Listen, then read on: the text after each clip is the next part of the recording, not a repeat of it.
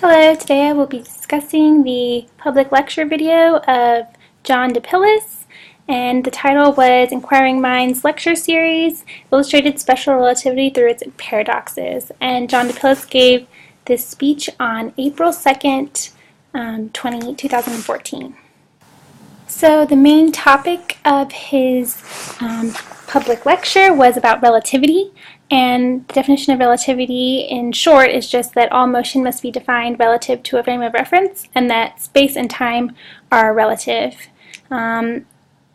So this theory is made from two main theories by Albert Einstein, and that's the special relativity and general relativity.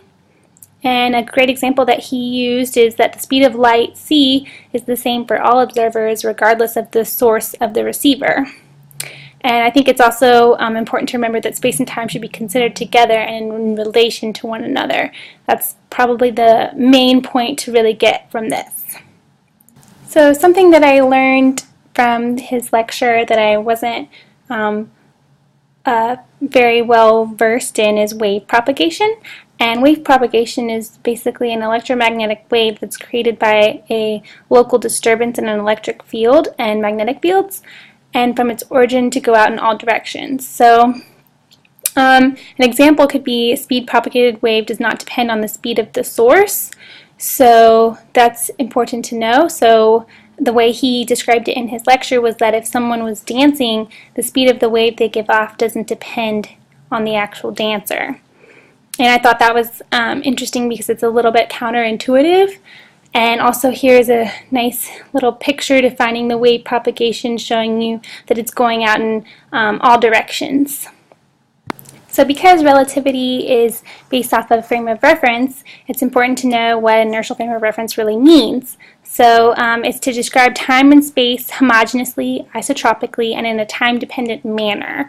And we already know that space and time are related, so keep that in mind. I think that the best way to understand an inertial frame of reference is to know the opposite, which is a non-inertial frame of reference right here. This is important to know because the laws of physics vary depending on the acceleration of that frame with respect to an inertial frame. So you have to use fictitious forces. A great example to understand this is that if a ball is dropped to the ground, it does not go directly straight down because the Earth is rotating. So frame of reference is important in relativity in the sense that from your point of view, it does look like the ball is actually dropping straight down. So inertial frame of reference and using a frame of reference is very important. We use this in physics a lot to solve many of our problems. One major thing that he pointed out during his lecture was the properties of inertial frames. So he went through a couple of them which help you understand, and the first one was that all frames are identical when at rest. And the second one was that observers within any frame are fixed. So this would if you go back to the example with the ball, you would not take into account that the Earth was rotating. Number 3 would be that communication between frames are only via perpendicular line of sight.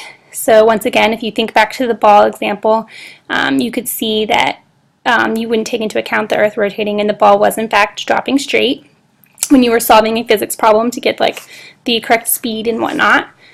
Also, number 4 was that all pairs of frames are synchronized at 0.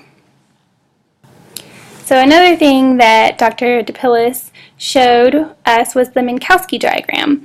And the Minkowski diagram is very interesting. It was developed by Hermann Minkowski in 1908, and it's also known as the space-time diagram. It describes relativity without any formulas. So you can just look at this picture here, and it's supposed to help you understand the illustration of space and time in terms of the relativity theory without, looking at any of the formulas that all relate back to this.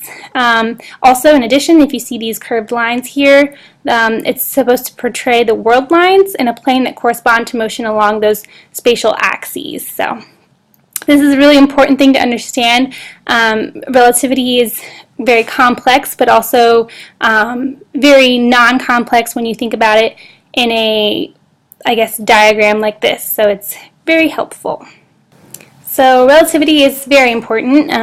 While Dr. Pillows talked about this, the man who came up with this, of course, was the brilliant Albert Einstein, and we need to all thank him because it's his questions from his curiosity that brought about this theory of relativity that helps us understand so much. And one of the main things that helps us understand that most people did not think exist was black holes. So we know that they do exist thanks to Albert Einstein and his work with relativity.